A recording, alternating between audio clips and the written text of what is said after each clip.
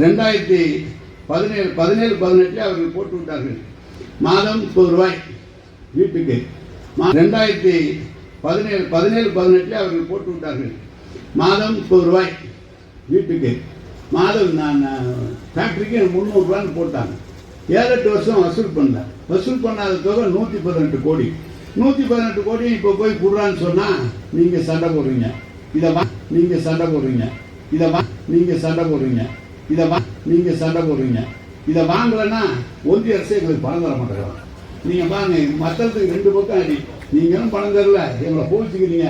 ஒன்றிய அரசு வசூல் பண்ணலன்னா நாங்கள் தரலன்னு சொல்கிறாங்க. பணம் கொடுக்க முடியாதுன்னு சொல்லியிருக்காங்க. எனவே நிலுவைத் தொகையை ஒரே நேரத்தில் வசூல் பண்ணாமல் பகுதியாக வசூல் செய்யலாம். அது நிலுவைத் தொகையை ஒரே நேரத்தில் வசூல் பண்ணாமல் பகுதியாக வசூல் செய்யலாம்.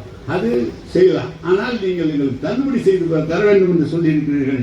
எனவே 1/4/2022 முதல் நீங்கள் இந்த குப்பை வரியை இப்போது ஏற்றப்பட்ட பிறகு அந்த பணத்தை உடனடியாக நாங்கள் வசூல் செய்யலாம். ஆனால் நீங்கள் எங்களுக்கு தள்ளுபடி செய்து தர வேண்டும் என்று சொல்லியிருக்கிறீர்கள். எனவே 1/4/2022 முதல் நீங்கள் இந்த குப்பை வரியை இப்போது ஏற்றப்பட்ட பிறகு அந்த பணத்தை உடனடியாக நாங்கள் வசூல் செய்கிறோம். இந்த